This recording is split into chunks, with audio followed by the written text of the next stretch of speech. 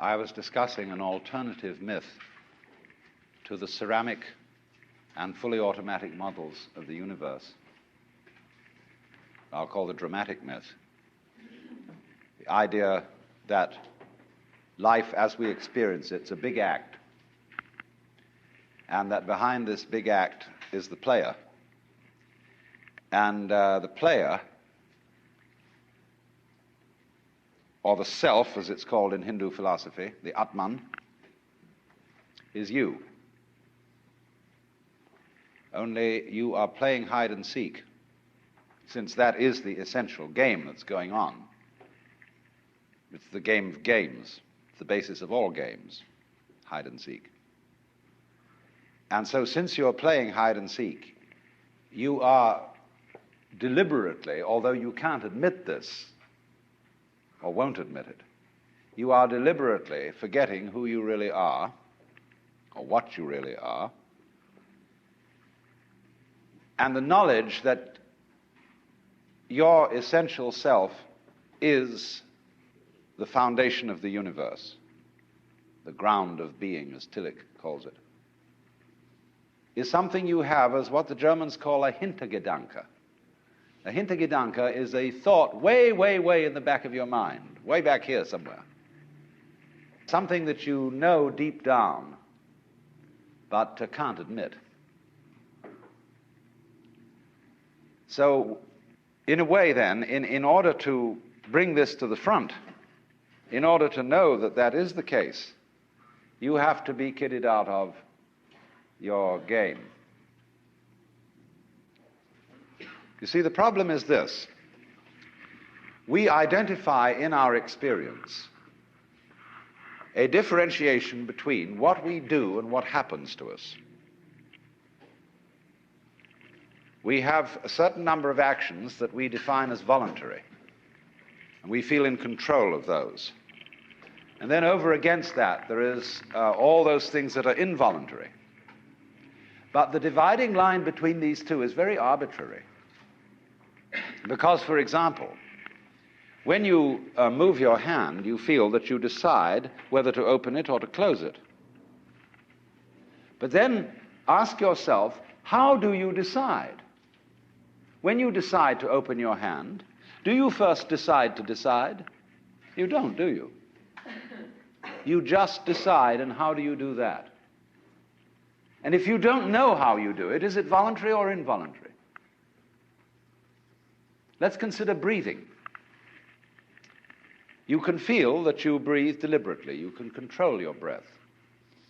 But when you don't think about it, it goes on. Is it voluntary or involuntary?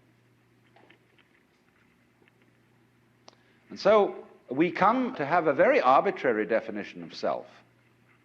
That much of my activity which I feel I do. And that then doesn't include breathing most of the time. It doesn't include the heartbeats. It doesn't include the activity of the glands.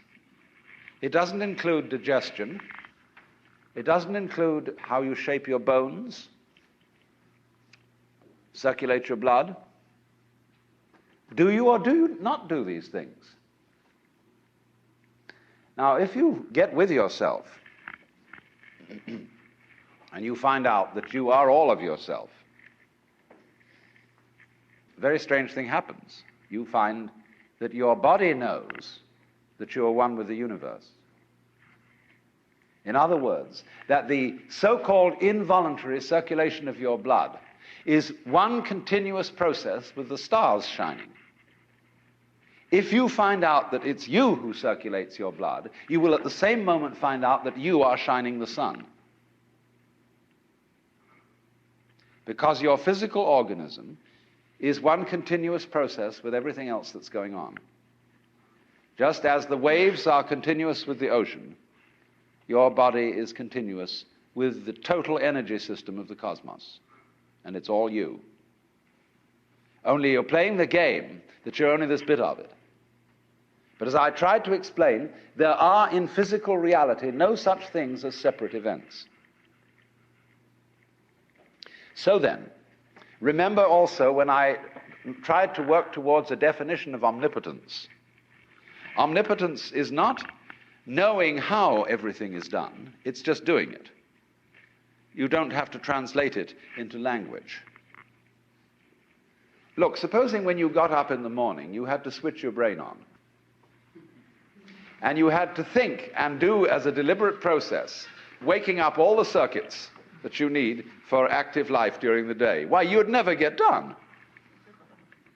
Because you have to do all those things at once. How can a centipede control 100 legs at once? Because it doesn't think about it. And so in the same way, you are unconsciously performing all the various activities of your organism. Only unconsciously isn't a good word, because it sounds sort of dead. Superconsciously would be better. Give it a plus rather than a minus. Because what a consciousness is simply a sort of specialized form of awareness. When you look around the room, you are conscious of as much as you can notice. And you see an enormous number of things which you don't notice. If, for example, I look at a girl here and somebody asks me later, what was she wearing? I may not know, although I've seen, because I didn't attend. But I was aware, you see. And perhaps if I could, under hypnosis, be asked this question, where I would get my conscious attention out of the way through being in the hypnotic state, I could recall what dress she was wearing. So then, just in the same way as you don't focus your attention on how you make your thyroid gland function, so in the same way you don't have any attention focused on how you shine the sun.